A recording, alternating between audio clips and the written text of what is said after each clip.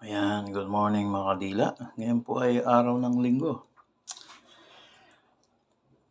March 30 na po. So, ngayon po ay nandito po ako sa aming kusina para mag-prepare ng aking lulutuin sa araw na to. No? Ngayon po ay susubukan ko po yung madalas na luto po ito sa amin sa Quezon, sa Timonan. Yung tinatawag namin ginanga o sa pangkalahatan ng pagkakakilala ko dito ay sinaing na isda, na. So, ang pinrepare ko pong isda, itong galunggong na maliliit. Ito lang yung available. Although, pwede rin po yung mga tuna, tambakol, saka yung tulingan. Yan, pero ito, mas prepared ko po itong maliliit na galunggong, ano. Yan. So, ituturo ko po sa inyo kung paano ang pagluluto ko nito. Ayan, ganito po, ano. Prepare na rin po ang aking palayok. Ayan, ha. So, ito pong palayok ko na to ay binili ko pa sa Padre Garcia, Batangas. During that time na bumili ako doon ng karning baka. Ayan. Ito pong palayok na ito ay siguro kasi ang 2 kilong isda. Ito po yung maximum. Nabili ko pa ito sa halagang 460 na. Ayan. Tapos, ito po yung mga sangkap niya, no? Yung lulutuin ko pong ginanga o yung sinaing galunggong. Una po, ito po yung common nating basic ingredients sa lahat na halos ng lutuin. So, meron po akong hiniwa-hiwang bawang, sibuyas, at luya. Yan, pagkakasama po sa isang platito. Ganon din po, meron po akong bay leaf o yung tinatawag natin yung tawag na sa Tagalog, nakalimutan ko na. Basta bay leaf po ito, no? Then, ito po yung 1/4 ng kalinawan ng baboy, no? So, ito yung taba.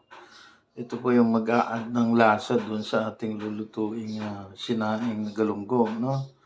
Yan. Pagkatas po kasi nito, ito mag-a-add po ito sa lasa, no? Napakasarap po nito. Then, ito pong kamyas. Yan. Ang ginagawa po namin ito, ang arrangement po nito, nandun siya sa parting ilalim para hindi masunog yung ating isda kasi mag-absorb ng heat na. So, yan po yung arrangement. Tapos, pagka kumukulo na siya, lalagyan na po natin ng suka, na. Yan. Ito po yung mga sangkap, no? So, para makita nyo, ang ano ko pong ilalagay ay itong sa palayok. Itong kamyas, na. Yan. Pinagdalawang hiwa ko lang po yan. So, yan yung pinakansapin niya. At magdadagdag din po ito ng panlasa. Masarap din po siya, no?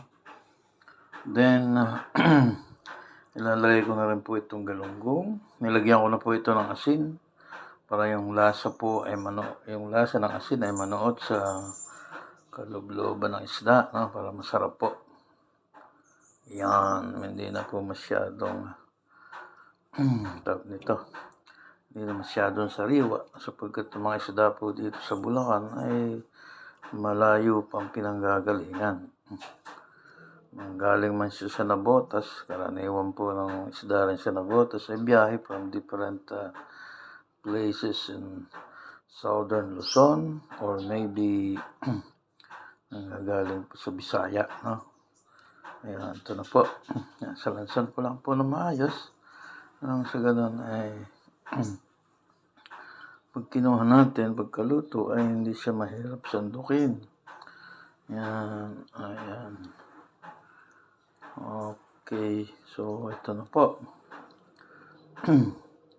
Ganito po ang sistema niyan. Ayan, may ito na pong nandiyan na po yung isda natin sa palayok. At sa ilalim ay nakasapin na kamyas. Ngayon po, ay ilalagay ko naman sa ibabaw itong mga sangkap, itong hiniwa-hiwang maliliit na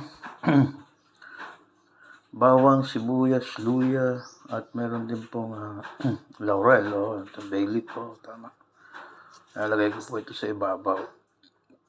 Iniwa-hiwa ko po siya ng maliliit nang sa ganun ay makain siya. Kasi po pag malalaki ang hiwa, the tendency is sa tabi lang, hindi kakainin. Alam naman po natin itong mga sangkap na ito ay napakaganda sa ating kalusugan.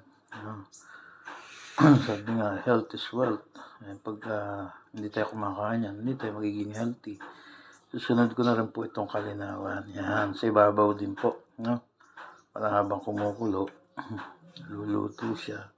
Yung katas ay hahalo sa isda. Yan. Ito na po. Okay. Andiyan na siya.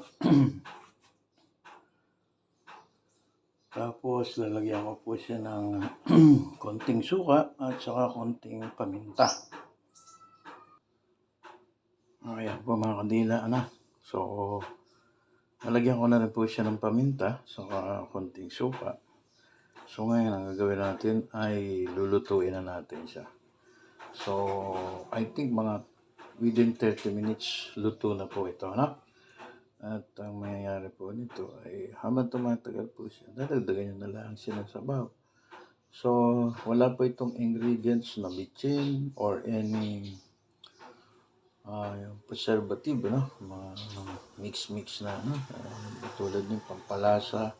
Wala po. All natural po yan, So, healthy po siya, Yan. Tatakpan ko na po ang ating palayok. At sisimulan na natin papayan. Yan. Start na po siyang lutuin. At mamaya ipapakita ko po sa inyo yung ating finished product, Pero ganyan lang po ang sistema ng pagluluto. Pag nasunod niyo po yung diniscuss ko procedure, mapapansin nyo naman po pagluto na yan. Pwede nyo pong buksan, wag lang agad-agad kasi may hilaw po yung suka, Pagka kumulo na siya, naramdaman nyo na kumukulo na. Yan, pwede nyo na po yun yung time na pwede nyo na siya buksan dahil luto na po yung suka natin, Gagawin na lang natin dyan ay palalambutan pa. Pag naramdaman nyo kukunti na yung sabaw niya at parang masusunog siya, mag-add na lang po kayo ng water, At yung taste naman, pwede nyo naman tikman para mahusto or maging tama sa inyong panlasa yung alat. Okay po, so yan po yung procedure, How to cook sinaing na galunggong, Or yung tinatawag namin sa timon, tawag po namin yan ay ginanga. Nung panahon pong bata ako, nilalagay lang namin sa basket yan. Araw-araw iniinit po namin hanggang sa lumambot na lumambot. Minsan maabot po ng 1 linggo yan. At ginagamit po namin siyang panghalo sa mga lutong gulay. Hinihimay-himay po namin yan. Yan ang panggisa, kung ano. Pwede rin po iprito yan. Ganun po ang namin yan nung araw. Wala pang refrigerator. So, para ma-prolong yung life niya, iinit mo siya ng iinit araw-araw. Ayan, okay po mga kadila, So, bye-bye po muna. At mamaya na lang po ulit yung part 2 natin, yung finished product, yung luto na, Bye-bye. Araw po ng linggo, magsipagsimba na po tayo lahat. At sana ay pagpalain tayo sa araw-araw. Bigyan ng mabuting kalusugan, mga biyaya ng galing sa Diyos. Bye-bye! Hope you follow my vlog. Thank you.